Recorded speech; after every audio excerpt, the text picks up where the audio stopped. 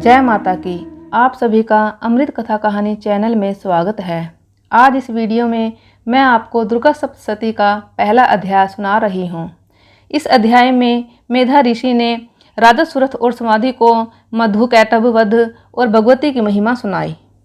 आइए सुनते हैं दुर्गा सप्तशती का पहला अध्याय। मार्कंडेय जी बोले, सूर्य के पुत्र सावर्णी जो 8वें मनु कहे जाते हैं, अब उनकी उत्पत्ति की कथा विस्तार पूर्वक कहता हूँ, सुनो। सूर्य कुमार महाभाग सावर्णी भगवती महामाया के अनुग्रह से जिस प्रकार मनवंतर के स्वामी हुए, वही प्रसंग सुनाता हूँ। पूर्व काल की बात है। स्वरोचिष मनवंतर में राजा सुरथ थे, जो चैत्र वंश में उत्पन्न हुए थे। उनका समस्त भूमंडल पर अधिकार था। वे प्रजा का अपने पुत्रों की भांति धर्म पूर्वक पालन करते थे। तो भी उस समय कोला विध्वंसी नाम के क्षत्रिय उनके शत्रु हो गए। राजा सुरथ की दंड नीति बड़ी प्रबल थी। उनका शत्रुओं के साथ संग्राम हुआ। कोला विध्वंसी संख्या में कम थे, तो भी राजा सुरथ युद्ध में उनसे परास्त हो अपने नगर को लौट आए और अपने देश के राजा होकर रहने लगे। किंतु वहां भी उन प्रबल शत्रुओं ने उन पर आक्रमण कर दिया। राजा का बल कम हो चुका था, इसलिए उनके दुष्ट बलवान एवं दुरात्मा मंत्रियों ने उनकी राजकीय सेना और खजाने को छीन लिया।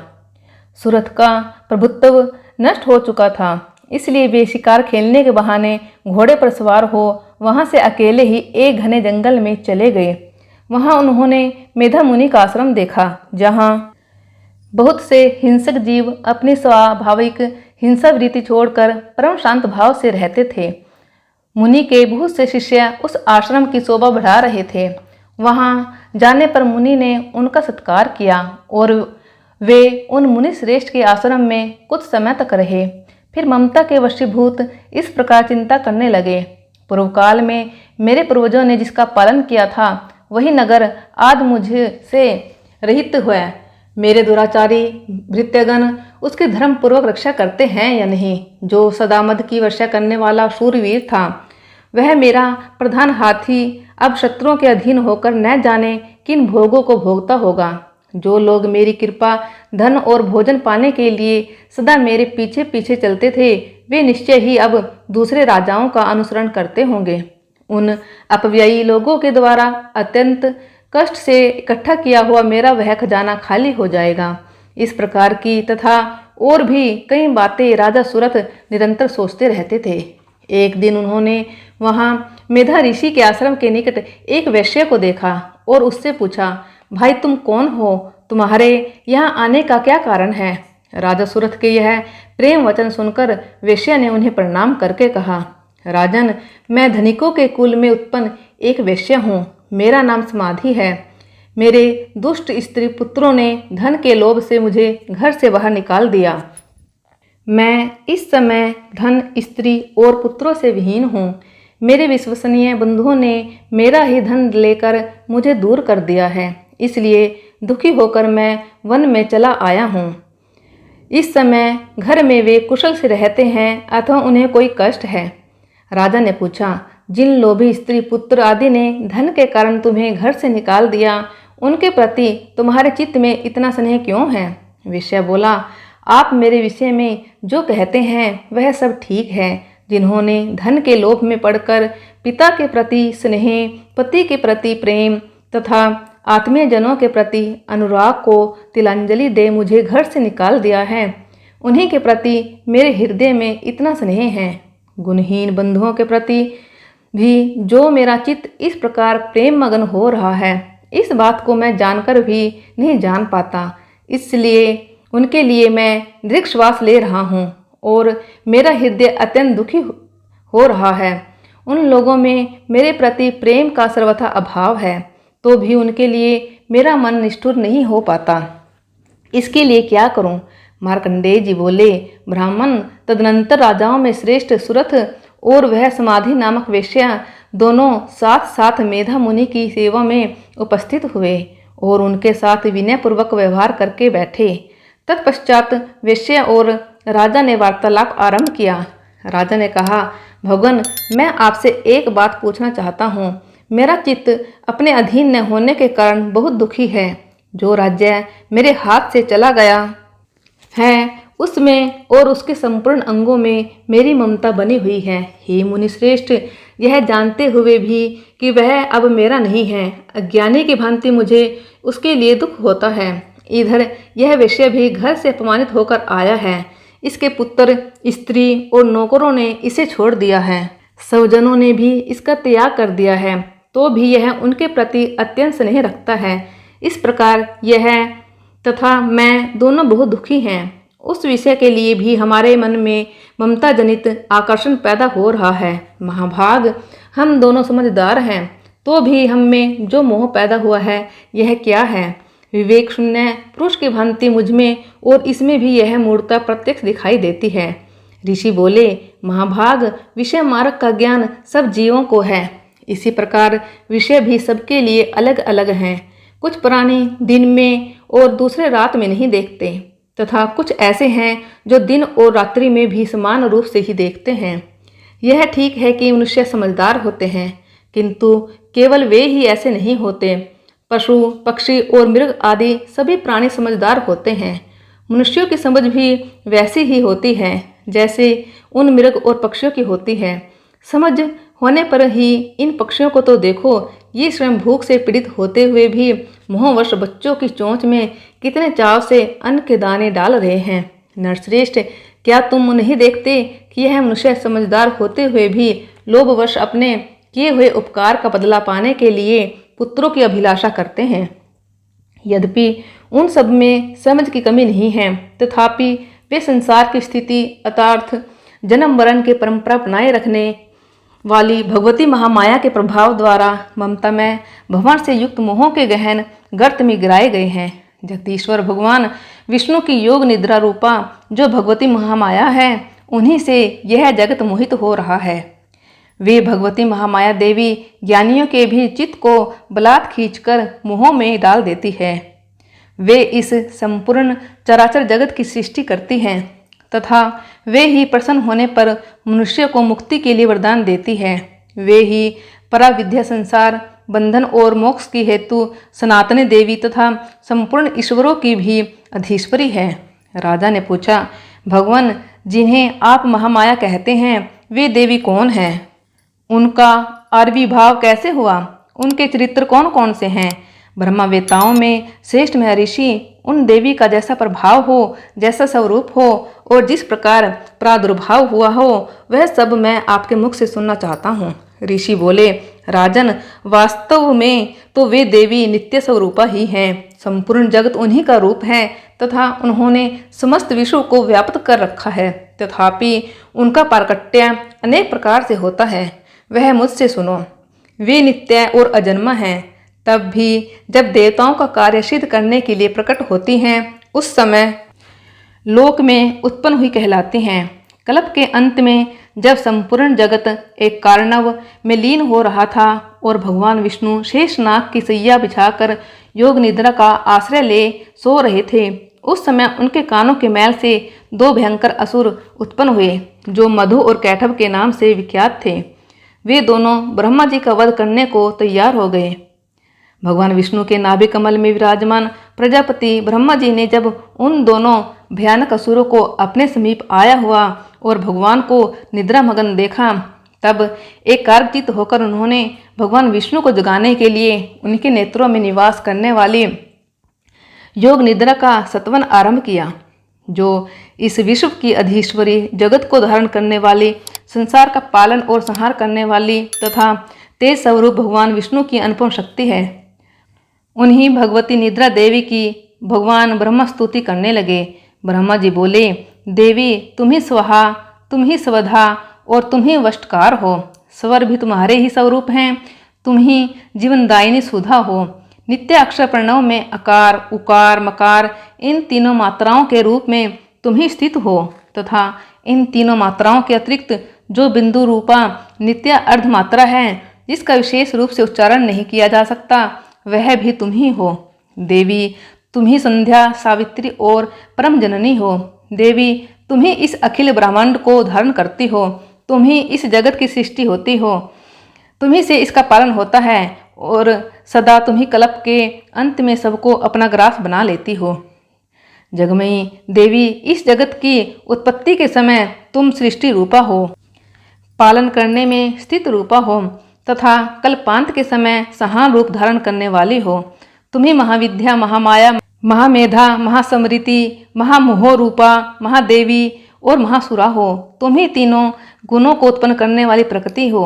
भयंकर कालरात्रि, महारात्रि और मोहरात्रि भी तुम ही हो। तुम ही श्री ईश्वरी, हिम और बोध स्वरूपा बुद्धि हो। लज्जा, पुष्टि, तुष्टि, शांति और क्षमा भी तुम ही हो।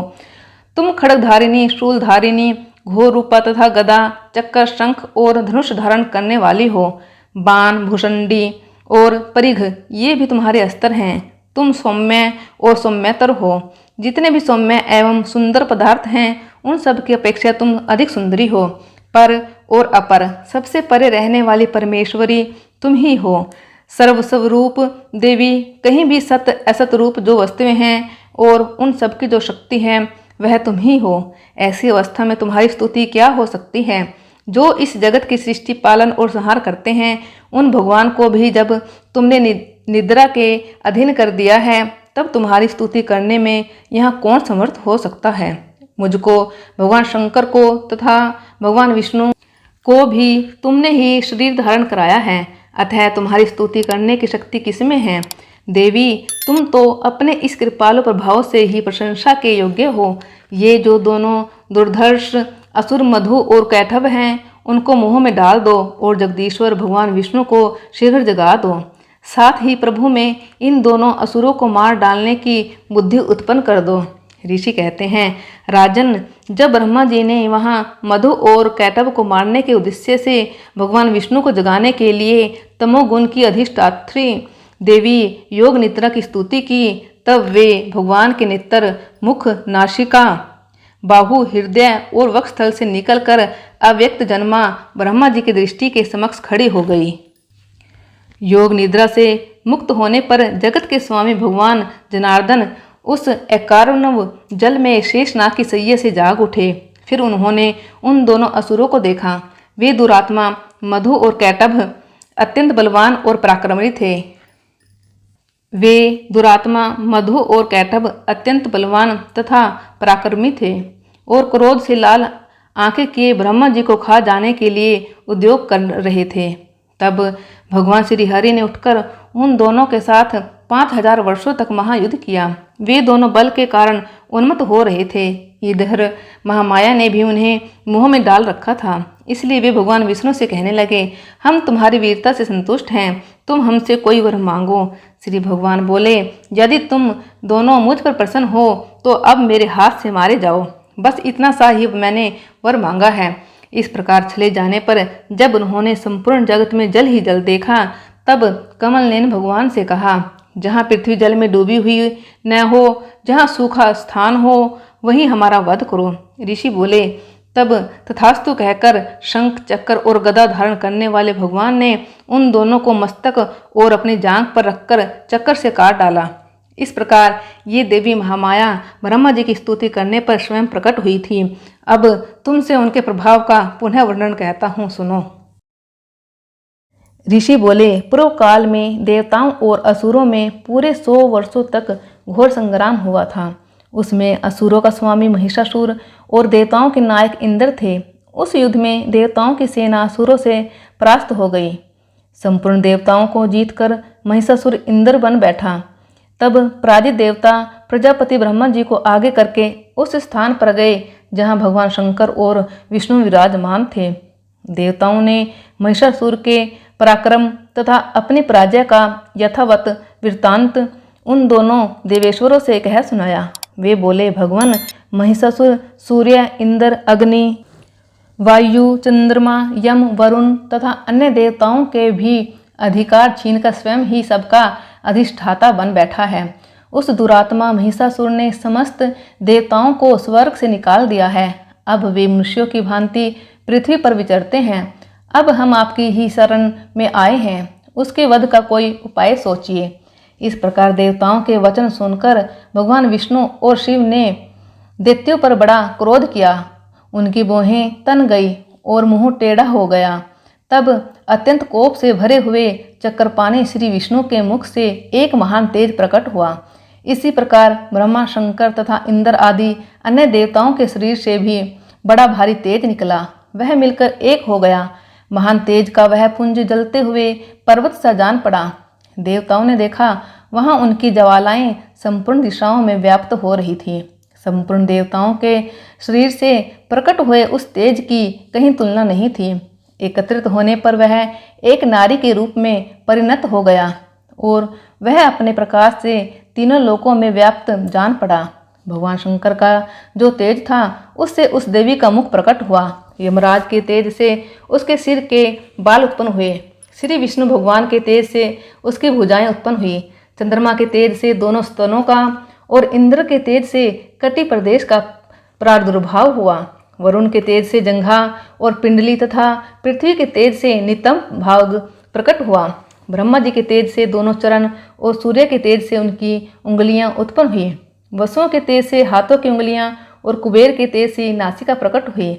उस देवी के दांत प्रजापति के तेज से और तीनों नेत्र अग्नि के तेज से प्रकट हुए थे। उसकी भौहें संध्या के और कान वायु के तेज से उत्पन्न हुए थे। इसी प्रकार अन्य देवताओं के तेज से भी उस कल्याणमयी देवी का आविर्भाव हुआ। तदनंतर समस्त देवताओं के तेज पुंज से प्रकट हुई देवी को देखकर महिषासुर के स्थायी हुए देवता बहुत प्रसन्न हुए। पिनाकधारी भगवान शंकर ने अपने शूल से एक शूल निकालकर उन्हें दिया। फिर भगवान विष्णु ने भी अपने चक्कर से चक्कर उत्पन्न करके भगवती को अर्पण किया। वरुण ने भी शंख भेंट किया। अग्नि ने उन्हें शक्ति दी और वायु ने धनुष और बाण से भरे हुए 2 तरकस प्रदान किए। सहस्त्र नेत्रों वाले देवराज इंद्र ने अपने वज्र से वज्र उत्पन्न करके दिया और ऐरावत हाथी से उतार कर 1 घंटा भी प्रदान किया। यमराज ने कालदंड से दंड, वरुण ने पाश, प्रजापति ने स्फटिक की माला तथा ब्रह्मा जी ने कमंडल भेंट किया। सूर्य ने देवी के समस्त रोमकूपों में अपने किरणों का तेज भर दिया। काल ने उन्हें चमकती हुई ढाल और तलवार दी। क्षीर सागर ने उज्ज्वल हार तथा कभी जीर्ण न होने वाले 2 दिव्य वस्त्र भेंट किए। साथ ही उन्होंने दिव्य चूड़ामणि, 2 कुंडल, कड़े, उज्ज्वल अर्धचंद्र, सब बाहुओं के लिए केयूर, दोनों चरणों के लिए निर्मल नूपुर, गले की सुंदर हंसली और सब उंगलियों में पहनने के लिए रत्नों की बनी अंगूठियां भी दी। विश्वकर्मा ने उन्हें अत्यंत निर्मल फरसा भेंट किया। साथ ही अनेक प्रकार के अस्त्र और अभेद कवच दिए। इनके सिवाय मस्तक और वक्षस्थल पर धारण करने के लिए कभी न मुरझाने वाले कमलों की मालाएं दी। जल्दी ने उन्हें सुंदर कमल का फूल भेंट किया। हिमालय ने सवारी के लिए सिंह तथा भांति भांति के रत्न समर्पित किए। धन्याध्यक्ष कुबेर ने मधु से भरा पान पात्र दिया तथा संपूर्ण नागों के राजा शेष ने जो इस पृथ्वी को धारण करते हैं उन्हें बहुमूल्य मणियों से विभूषित नागहार भेंट दिया। इसी प्रकार अन्य देवताओं ने भी आभूषण और अस्त्र शस्त्र देकर देवी का सम्मान किया। तत्पश्चात उन्होंने बारंबार अट्टहास पूर्वक उच्च स्वर से गर्जना की। उनके भयंकर नाद से संपूर्ण आकाश गूंज उठा।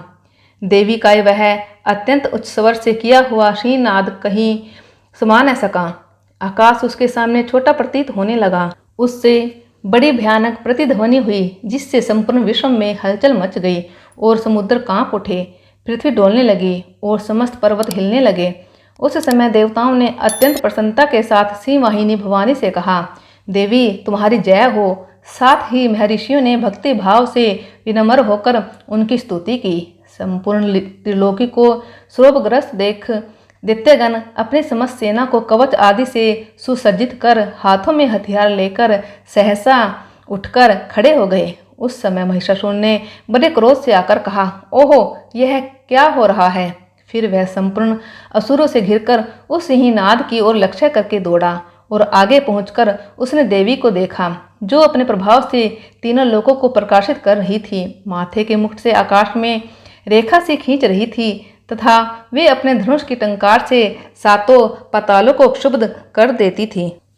देवी अपनी हजारों भुजाओं से संपूर्ण दिशाओं को आच्छादित करके खड़ी थी। तदनंतर उनके साथ दैत्यों का युद्ध छिड़ गया। चिक्षुर नामक महान असुर जो महिषासुर का सेना नायक था देवी के साथ युद्ध करने लगा। अन्य दैत्यों की चतुरंगिनी सेना लेकर चामर भी लड़ने लगा। 60,000 रथियों के साथ आकर उदर्ग नामक महादैत्य ने लोहा लिया। 1 करोड़ रथियों को लेकर महाहनु नामक दैत्य युद्ध करने लगा, जिसके रोए तलवार के समान तीखे थे। वह असिलोमा नाम का महादैत्य 5 करोड़ रथी सैनिकों सहित युद्ध में आ डटा। 60 लाख रथियों से घिरा हुआ वाशकल नामक दैत्य भी उस युद्धभूमि में लड़ने लगा। परिवारित नामक राक्षस हाथी सवार और घुड़सवारों के अनेक दलों तथा 1 करोड़ रथियों की सेना लेकर युद्ध करने लगा। बिडाल नामक दैत्य 5 अरब रथियों से घिरकर लोहा लेने लगा। स्वयं महिषासुर उस रणभूमि में कोटि कोटि सहस्त्र रथ, हाथी और घोड़ों की सेना से घिरा खड़ा था। वे दैत्य देवी के साथ तोमर, भिंदीपाल, शक्ति, मूसल, खड़ग, परशु और पाटिछ आदि अस्त्र शस्त्रों का प्रहार करते हुए युद्ध कर रहे थे। कुछ दैत्यों ने उन पर शक्ति का प्रहार किया, कुछ दैत्यों ने पास फेंके तथा दूसरे दैत्यों ने खड़ग प्रहार करके देवी को मार डालने का प्रयत्न किया। देवी ने भी क्रोध में भरकर खेल खेल में ही अपने अस्त्र शस्त्रों की वर्षा करके दैत्यों के वे समस्त अस्त्र शस्त्र काट डाले। उनके मुख पर परिश्रम या थकावट का भी चिन्ह नहीं था। देवता और ऋषि उनकी स्तुति करते थे और वे भगवती परमेश्वरी दैत्यों के शरीरों पर अस्त्र शस्त्रों की वर्षा करती रही। देवी का वाहन सिंह भी क्रोध से भरकर गर्दन के बालों को हिलाता हुआ असुरों की सेना में इस प्रकार विचरने लगा मानो वनों में दावानल फैल रहा हो। युद्ध करती हुई अंबिका देवी ने जितने निश्वास छोड़े वे सभी तत्काल सैकड़ों हजारों गणों के रूप में प्रकट हो गए और परशु, भिंदीपाल, खड़ग और पट्टीश आदि अस्त्रों द्वारा असुरों का सामना करने लगे। देवी की शक्ति से बढ़ते हुए वे गण असुरों का नाश करते हुए नगाड़ा और शंख आदि बाजे बजाने लगे। तदनंतर देवी ने त्रिशूल से, गदा से, शक्ति की वर्षा से, खड़ग आदि से सैकड़ों महादैत्यों का संहार कर डाला। कितनों को घंटे के भयंकर नाद से मूर्छित करके मार गिराया। भूत से दैत्यों को पास से बांधकर धरती पर घसीटा। कितने ही मूसल की मार से अत्यंत आहत होकर रक्त वमन करने लगे। कुछ दैत्य शूल से छाती फट जाने के कारण पृथ्वी पर ढेर हो गए। उस रणांगन में बांस मुँह की वृष्टि से कितने ही असुरों की कमर टूट गई। कितने ही दैत्यों के मस्तक कट कट कर गिरने लगे। कितनों को ही देवी ने 1 बांह, 1 पैर और 1 नेत्र वाले करके 2 टुकड़ों में चीर डाला। कितने ही बिना सिर के धड़ हाथों में खड़ग, शक्ति और रिष्टि लिए दौड़ते थे तथा देवी को युद्ध के लिए ललकारते थे। देवी के गिराए हुए रथ, हाथी, घोड़े और असुरों की लाशों से धरती ऐसे फट गई थी कि वहां चलना असंभव हो गया। दैत्यों की सेना में हाथी, घोड़े और असुरों के शरीरों से इतने अधिक मात्रा में रक्तपात हुआ था कि थोड़ी ही देर में वहां खून की बड़ी बड़ी नदियां बहने लगी। जगदम्बा ने दैत्यों की विशाल सेना को क्षण भर में नष्ट कर दिया। देवी का सिंह भी गर्दन के बालों को हिला हिलाकर जोर जोर से गर्जना करता हुआ असुरों के शरीरों से मानो प्राण खींच लेता था। वहां देवी के गणों ने भी उन महादैत्यों के साथ ऐसा युद्ध किया जिससे आकाश में खड़े हुए देवतागण उन पर प्रसन्न हुए और फूलों की वर्षा करने लगे।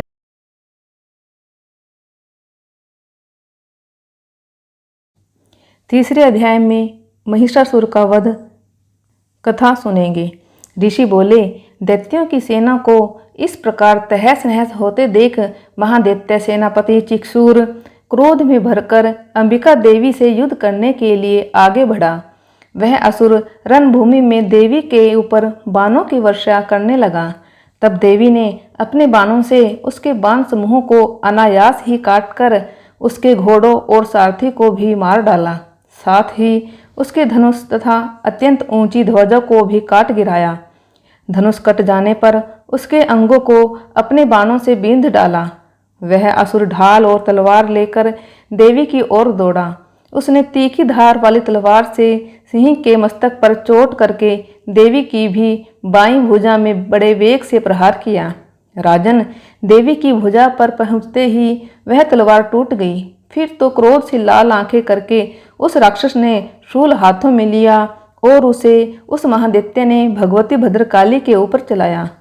वह शूल आकाश से गिरते हुए सूर्यमंडल की भांति अपने तेज से प्रज्वलित हो उठा। उस शूल को अपनी ओर आते देख देवी ने भी शूल से प्रहार किया। उससे राक्षस के शूल के सैकड़ों टुकड़े हो गए और चिक्सूर की भी धज्जियां उड़ गई। महिषासुर का सेनापति चिक्सूर के मारे जाने पर देवताओं को पीड़ा देने वाला राक्षस चामर हाथी पर चढ़कर आया।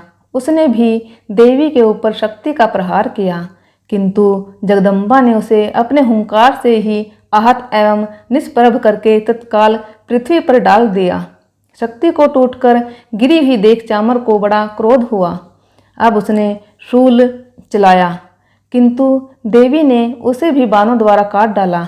इतने में ही देवी का सिंह उछलकर हाथी के मस्तक पर चढ़ बैठा और उस दैत्य के साथ बहुयुद्ध करने लगा। वे दोनों लड़ते लड़ते हाथी से उतरकर पृथ्वी पर आ गए और अत्यंत क्रोध से भरकर एक दूसरे पर बड़े भयंकर प्रहार करने लगे।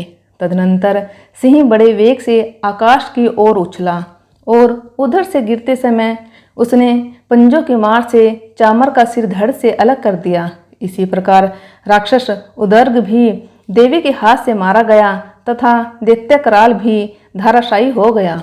क्रोध से भरी हुई देवी ने गदा की चोट से उद्यत दैत्य का कचूमर निकाल डाला। इसी तरह भिंदीपाल से वास्कल को तथा बाणों से तामर और अंधक को मौत के घाट उतार दिया। 3 नेत्रों वाली परमेश्वरी ने त्रिशूल से उग्रास्य, उग्रवीर्य तथा महाहनु नामक दैत्यों को मार डाला। तलवार की चोट से विडाल के मस्तक को धड़ से काट गिराया। दुर्धर और दुर्मुख इन दोनों दैत्यों को भी अपने बाणों से यमलोक भेज दिया। इस प्रकार अपने सेना का संहार होते देख महिषासुर ने भैंसे का रूप धारण करके देवी के गणों को त्रास देना आरंभ किया। कुछ गणों को वेग से, किन्हीं को सिंहनाद से, कुछ को चक्कर देकर और कितनों को निश्वास वायु के झोंकों से धाराशायी कर दिया। इस प्रकार गणों की सेना को गिराकर वह असुर महादेवी के सिंह को मारने के लिए झपटा। इससे जगदम्बा को बड़ा क्रोध आया। उधर महिषासुर भी क्रोध से भरकर धरती को खुरों से खोदने लगा और अपने सींगों से ऊंचे ऊंचे पर्वतों को उठाकर फेंकने और गरजने लगा। उसके वेग से चक्कर देने के कारण पृथ्वी क्षुब्ध होकर फटने लगी। उसकी पूंछ से समुद्र चारों ओर से धरती को डुबोने लगा। इस प्रकार क्रोध से भरे हुए उस महादैत्य को अपने ओर आते देख चंडिका ने उसका वध करने के लिए महान क्रोध किया। देवी ने पाश फेंककर उस महान असुर को बांध लिया। उस महासंग्राम में बंध जाने पर उसने भैंसे का रूप त्याग दिया और तत्काल सिंह के रूप में वह प्रकट हो गया। उस अवस्था में जगदम्बा ज्यों ही उसका मस्तक काटने को तत्पर हुई, त्यों ही वह खड्गधारी पुरुष के रूप में दिखाई दिया। तब देवी ने तुरंत ही बाणों की वर्षा करके ढाल और तलवार के साथ उस पुरुष को भी मर्माहत कर दिया। इतने में ही वह महान गजराज के रूप में बदल गया। तब वह अपने सूंड से देवी के विशाल सिंह को खींचने और गर्जने लगा। खींचते समय देवी ने तलवार से उसकी सूंड काट डाली। अब उस महादैत्य ने पुनः भैंसे का शरीर धारण कर लिया और पहले की भांति चराचर प्राणियों सहित तीनों लोकों को व्याकुल करने लगा। तब क्रोध से भरी हुई चंडिका बारंबार उत्तम मधु का पान करने लगी और लाल आंखें करके हंसने लगी। उधर वह राक्षस गर्जने लगा और अपने सींगों से चंडी के ऊपर पर्वतों को फेंकने लगा। उसी समय देवी अपने बाणों के समूह से उसके फेंके हुए पर्वतों को चूर्ण करती हुई बोली। बोलते समय उनका मुख मधु के मद से लाल हो रहा था और वाणी लड़खड़ा रही थी। देवी ने कहा, अरे मूढ़, मैं जब तक मधु पीती हूँ तब तक तू क्षण भर के लिए खूब गर्ज ले। मेरे हाथ से यही तेरी मृत्यु हो जाने पर अब शीघ्र देवता भी गर्जना ये जय घोष करेंगे। ऋषि बोले। ऐसा कहकर देवी उछली और उस महादैत्य के ऊपर चढ़ गई। फिर अपने पैर से उसे दबाकर उन्होंने शूल से उसके कंठ में आघात किया। उनके पैर से दबा होने पर भी महिषासुर अपने मुख से दूसरे रूप में बाहर होने लगा। अभी आधे शरीर से ही वह बाहर निकलने पाया था कि देवी ने अपने प्रभाव से उसे रोक दिया। आधा निकला होने पर भी वह महादैत्य देवी से युद्ध करने लगा। तब देवी ने बहुत बड़ी तलवार से उसका मस्तक काट गिराया। फिर तो हाहाकार करती हुई दैत्यों की सारी सेना भाग गई तथा संपूर्ण देवता प्रसन्न हो गए। देवताओं ने दिव्य महर्षियों के साथ दुर्गा देवी का स्तवन किया। गंधर्वराज गाने लगे तथा अप्सराएं नृत्य करने लगी। बोले साचे दरबार की जय, अम्बे मैया की जय।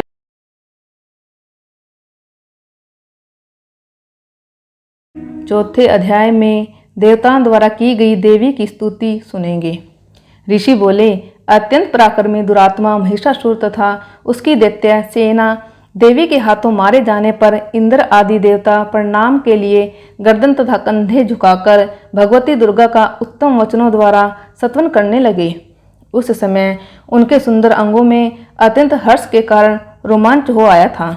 देवता बोले, संपूर्ण देवताओं की शक्ति का समुदाय ही जिनका स्वरूप है तथा जिस देवी ने अपनी शक्ति से संपूर्ण जगत को व्याप्त कर रखा है, समस्त देवताओं और महर्षियों की पूजनीय उस जगदम्बा को हम भक्ति पूर्वक नमस्कार करते हैं। वे हम लोगों का कल्याण करें, जिनके अनुरूप प्रभाव और बल का वर्णन करने में भगवान शेषनाग, ब्रह्मा जी तथा महादेव जी भी समर्थ नहीं हैं। जो पुण्यात्माओं के घरों में स्वयं ही लक्ष्मी रूप से, पापियों के यहाँ दरिद्रता रूप से, शुद्ध अंतकरण वाले पुरुषों के हृदय में बुद्धि रूप से, सत्पुरुषों में श्रद्धा रूप से तथा कुलीन मनुष्य में लज्जा रूप से निवास करती है, उन भगवती दुर्गा को हम नमस्कार करते हैं। देवी, आपके इस अचिंत्य रूप का, असुरों का नाश करने वाले भारी पराक्रम का तथा समस्त देवताओं और दैत्यों के समक्ष युद्ध में प्रकट किए हुए आपके अद्भुत चरित्र का हम किस प्रकार वर्णन करें। आप में सत्वगुण, रजोगुण और तमोगुण ये तीनों गुण विद्यमान हैं, तो भी दोषों के साथ आपका संपर्क नहीं जान पड़ता। भगवान विष्णु और महादेव जी आदि देवता भी आपका पार नहीं पाते। यह समस्त जगत आपका अंशभूत है, क्योंकि आप सबकी आदिभूत अव्यक्त परा प्रकृति है। देवी, संपूर्ण यज्ञों में जिसके उच्चारण से सब देवता तृप्ति लाभ करते हैं, वह स्वहा आप ही हैं। इसके अतिरिक्त आप पितरों की भी तृप्ति का कारण हैं। अतएव सब लोग आपको स्वधा भी कहते हैं। देवी, समस्त दोषों से रहित जितेंद्रिय तत्वों को ही सार वस्तु मानने वाले तथा मोक्ष की अभिलाषा रखने वाले मुनिजन जिसका अभ्यास करते हैं, वह भगवती आप ही हैं। आप शब्द रूपा हैं। अत्यंत निर्मल ऋग्वेद, यजुर्वेद तथा उद्गीत के मनोहर पदों के पाठ से युक्त सामवेद का भी आधार आप ही हैं। आप देवी, त्रयी यानी कि तीनों वेद और भगवती हैं। इस विश्व की उत्पत्ति एवं पालन के लिए आप ही वार्ता, कृषि एवं आजीविका के रूप में प्रकट हुई हैं, जिससे समस्त शास्त्रों के सार का ज्ञान होता है। वह मेधा शक्ति आप ही हैं। दुर्गम भव सागर से पार उतारने वाली नौका रूप दुर्गा देवी भी आप ही हैं। कैटभ के शत्रु भगवान विष्णु के वक्षस्थल में एकमात्र निवास करने वाले भगवती लक्ष्मी तथा भगवान चंद्रशेखर द्वारा सम्मानित गौरी देवी भी आप ही हैं। आपका मुख मंद मुस्कान से सुशोभित निर्मल पूर्ण चंद्रमा के बिंब का अनुकरण करने वाला और उत्तम स्वर्ण की मनोहर कांति से कमनीय है। तो भी उसे देखकर महिषासुर को क्रोध हुआ और सहसा उसने उस पर प्रहार कर दिया। यह बड़े आश्चर्य की बात है। हे देवी, वही मुख जब क्रोध से युक्त होने पर उदय काल के चंद्रमा की भांति लाल और तनी हुई भौहों के कारण विकराल हो उठा, तब उसे देखकर जो महिषासुर के प्राण तुरंत नहीं निकल गए, यह उससे भी बढ़कर आश्चर्य की बात है। क्योंकि क्रोध में भरे हुए यमराज को देखकर भला कौन जीवित रह सकता है। हे देवी, आप प्रसन्न हो। परमात्मा स्वरूप आपके प्रसन्न होने पर जगत का अभ्युदय होता है और क्रोध में भर जाने पर आप तत्काल ही कितने कुलों का सर्वनाश कर डालती हैं। यह बात अभी अनुभव में आई है, क्योंकि महिषासुर की यह विशाल सेना क्षण भर में आपके कोप से नष्ट हो गई है। सदा अभ्युदय प्रदान करने वाले आप जिन पर प्रसन्न रहती हैं वे ही देश में सम्मानित हैं। उन्हीं को धन और यश की प्राप्ति होती है। उन्हीं का धर्म कभी शिथिल नहीं होता तथा वे ही अपने हष्टपुष्ट स्त्री पुत्र और भृत्यों के साथ धन्य माने जाते हैं। हे देवी, आपकी ही कृपा से पुण्यात्मा पुरुष प्रतिदिन अत्यंत श्रद्धापूर्वक सब प्रकार के धर्मानुकूल कर्म करता है और उसके प्रभाव से स्वर्गलोक में जाता है। इसलिए आप तीनों लोकों में निश्चय ही मनोवांछित फल देने वाली हैं। माँ दुर्गे, आप स्मरण करने पर सब प्राणियों का भय हर लेती हैं और स्वस्थ पुरुषों का चिंतन करने पर उन्हें परम कल्याणमयी बुद्धि प्रदान करती हैं। दुख, दरिद्रता और भय हराने वाली देवी, आपके सिवा दूसरी कौन है जिसका चित्त सबका उपकार करने के लिए सदा ही दयालु रहता है। देवी, इन राक्षसों के मारने से संसार को सुख मिले तथा ये राक्षस चिरकाल तक नरक में रहने के लिए भले ही पाप करते रहे हों, इस समय संग्राम में मृत्यु को प्राप्त होकर स्वर्गलोक में जाएं। यही सोचकर आप शत्रुओं का वध करते हैं। ये शत्रु भी हमारे शस्त्रों से पवित्र होकर उत्तम लोक को जाएं। इस प्रकार उनके प्रति भी आपका विचार अत्यंत उत्तम रहता है। खड़ग के तेज पुंज की भयंकर दीप्ति से तथा आपके त्रिशूल के अग्रभाग की घनीभूत प्रभा से चौंधिया कर जो असुरों की आंखें फूट नहीं गई, उसमें कारण यह भी था कि वे मनोहर रश्मियों से युक्त चंद्रमा के समान आनंद प्रदान करने वाले आपके इस सुंदर मुख का दर्शन करते थे। देवी, आपका शील दुराचारियों के बुरे बर्ताव को दूर करने वाला है। इस प्रकार आपके शत्रुओं पर भी आपने दया ही प्रकट की है। वरदायिनी देवी, आपके इस पराक्रम की किसके साथ तुलना हो सकती है तथा शत्रुओं को भय देने वाला एवं अत्यंत मनोहर ऐसा रूप भी आपके अतिरिक्त और कहाँ है। हृदय में कृपा और युद्ध में निष्ठुरता, ये दोनों बातें तीनों लोकों के भीतर केवल आप में ही देखी गई हैं। हे माते, आपने शत्रुओं का नाश करके इस समस्त लोक की रक्षा की है। आपको हमारा नमस्कार है। हे देवी, आप शूल से, खड़ग से, घंटा की ध्वनि और धनुष के टंकार से भी हम सबकी रक्षा करें। चंडी के पूर्व, पश्चिम और दक्षिण दिशा में आप हमारी अपने त्रिशूल को घुमाकर आप उत्तर दिशा में भी हमारी रक्षा करें। अंबिके, आपके हाथों में शोभा पाने वाले खड़ग, शूल और गदा आदि जो जो अस्त्र हों, उन सब के द्वारा आप सब ओर से हम लोगों की रक्षा करें। देवी बोली, देवताओं, तुम सब मुझसे जिस वस्तु की कामना रखते हो उसे मांगो। देवता बोले, भगवती, आपने हमारी सब इच्छा पूरी कर दी, अब कुछ भी बाकी नहीं है, क्योंकि हमारा यह शत्रु महिषासुर मारा गया। महेश्वरी, इतने पर भी यदि आप हमें और वर देना चाहती हैं तो हम जब जब आपका स्मरण करें तब तब आप दर्शन देकर हमारा महान संकट दूर कर दिया करें। अंबिके, जो मनुष्य इन स्त्रोतों द्वारा आपकी स्तुति करें उसे वित्त, समृद्धि और वैभव देने के साथ ही उसकी धन और स्त्री आदि संपत्ति को भी बढ़ाने के लिए आप सदा हम पर कृपालु रहें। ऋषि बोले, राजन, देवताओं ने जब अपने तथा जगत के कल्याण के लिए भद्रकाली देवी को इस प्रकार प्रसन्न किया तब वे तथास्तु कहकर वहीं अंतर्ध्यान हो गई। बोलिए शेरा वाली माता की जय, अम्बे मैया की जय।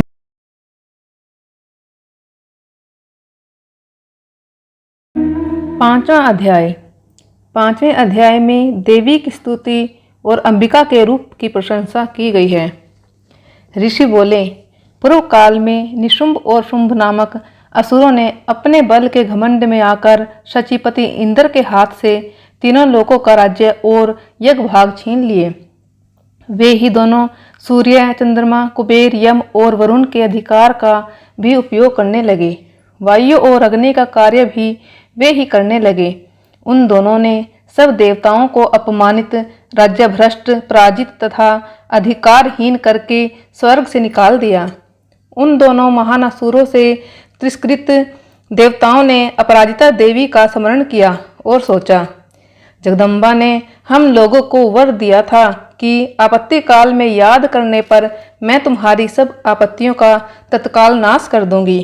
यह विचार कर देवता गिरिराज हिमालय पर गए और वहां भगवती विष्णु माया की स्तुति करने लगे। देवता बोले, देवी को नमस्कार है, महादेवी शिवा को सदा नमस्कार है, प्रकृति एवं भद्रा को प्रणाम है।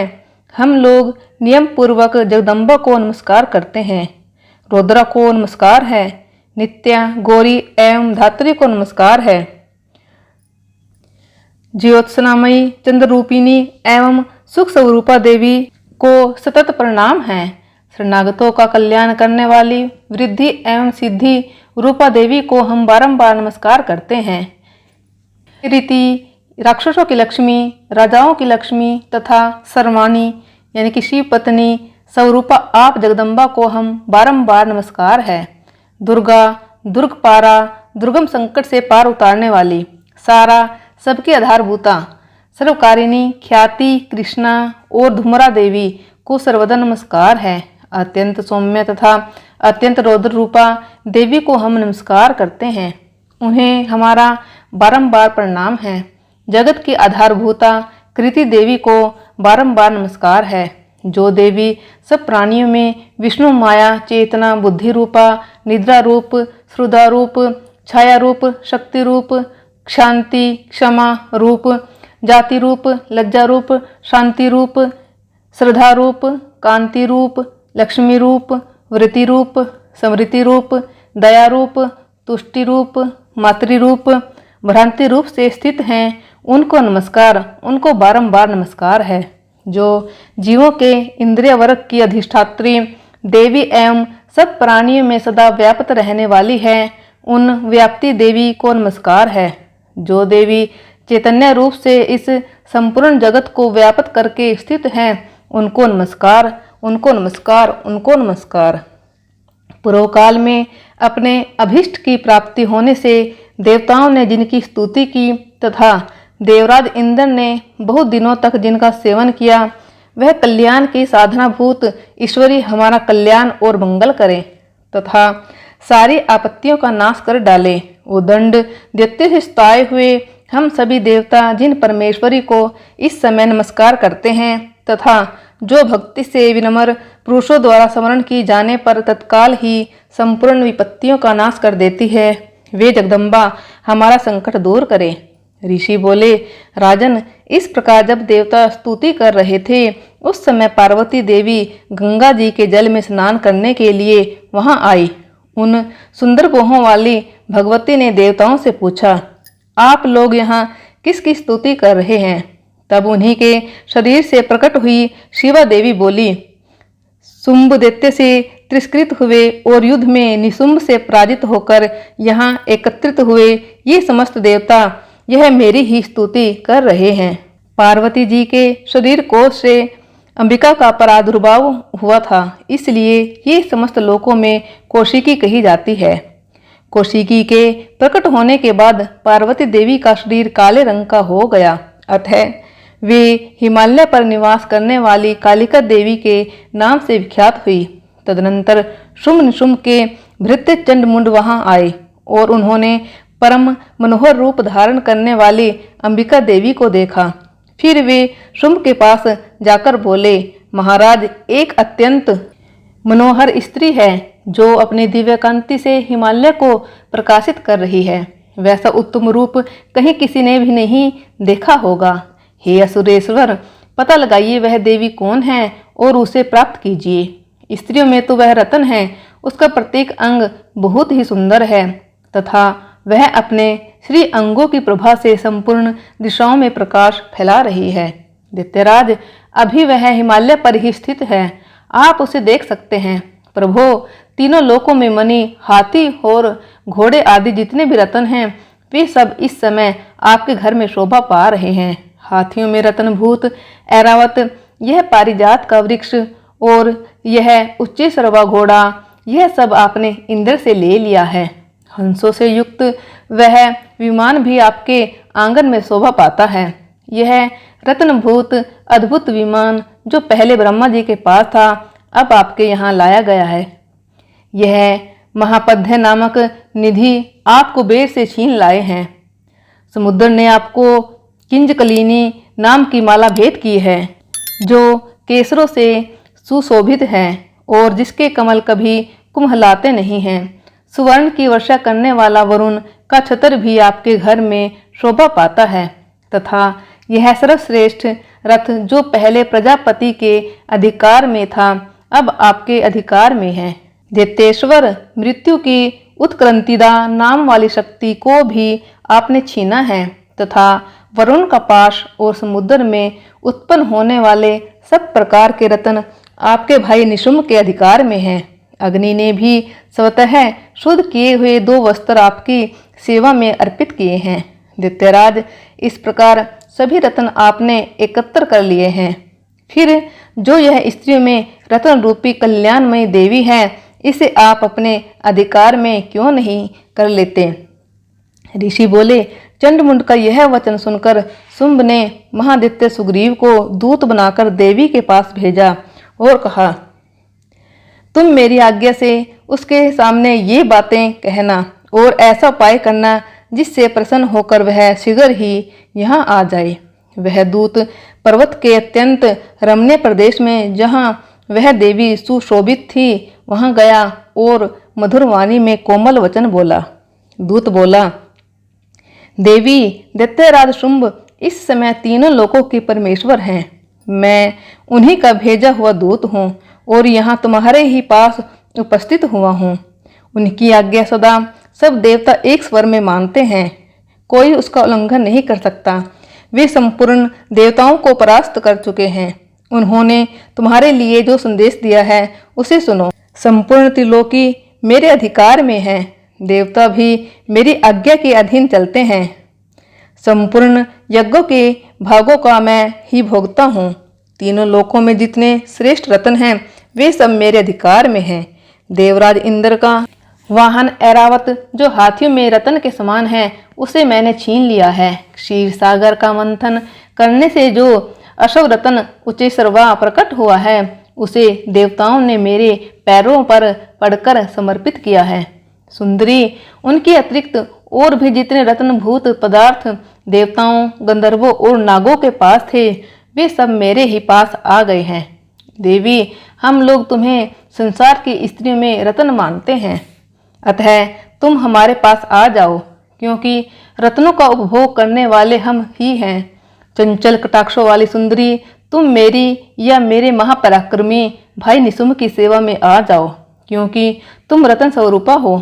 इस प्रकार मेरा वर्ण करने से तुम्हें अतुलित महान ऐश्वर्य की प्राप्ति होगी। अपनी बुद्धि से यह विचार कर तुम मेरी पत्नी बन जाओ। ऋषि बोले, दूत के यह कहने पर कल्याणमयी भगवती दुर्गा देवी जो इस जगत को धारण करती है मन ही मन गंभीर भाव से मुस्काई और इस प्रकार बोली, दूत, तुमने सत्य कहा है, इसमें तनिक भी झूठ नहीं है कि शुंभ तीनों लोकों का स्वामी है और निशुंभ भी उसी के समान पराक्रमी है। किंतु इस विषय में मैंने जो प्रतिज्ञा कर ली है उसे झूठी कैसे करूं? मैंने अपनी अल्प बुद्धि के कारण पहले से जो प्रतिज्ञा कर रखी है उसे सुनो। जो मुझे संग्राम में जीत लेगा, जो मेरे अभिमान को चूर्ण कर देगा तथा संसार में जो मेरे समान बलवान होगा वही मेरा स्वामी होगा।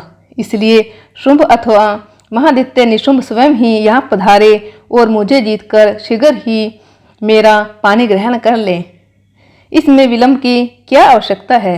दूत बोला, देवी, तुम अभिमान में भरी हो, मेरे सामने ऐसी बातें मत करो। तीनों लोक में कौन ऐसा मनुष्य है जो शुंभ निशुंभ के सामने खड़ा हो सके? देवी, अन्य दैत्यों के सामने भी सारे देवता युद्ध में नहीं ठहर सकते, फिर तुम अकेली स्त्री होकर कैसे ठहर सकती हो? जिन शुंभ आदि दैत्यों के सामने इंद्र आदि देवता भी युद्ध में खड़े नहीं हुए, उनके सामने तुम स्त्री होकर कैसे टिक सकोगी? इसलिए तुम मेरे ही कहने से शुंभ निशुंभ के पास बेहिचक चली चलो। ऐसा करने से तुम्हारे गौरव की रक्षा होगी, अन्यथा जब वे केश पकड़कर घसीटेंगे तब तुम्हें अपना गौरव गवाकर जाना पड़ेगा। देवी ने कहा, तुम्हारा कहना ठीक है, शुंभ बलवान है और निशुंभ भी बड़े पराक्रमी हैं, परंतु क्या करूं? मैंने पहले बिना सोचे समझे प्रतिज्ञा कर ली है, अतः अब तुम जाओ। मैंने तुमसे जो कुछ कहा है वह सब दैत्यराज से आदरपूर्वक कहना, फिर जो उचित जान पड़े वह कर ले। बोलिए शेरा वाली माता की जय, दुर्गा माता की जय।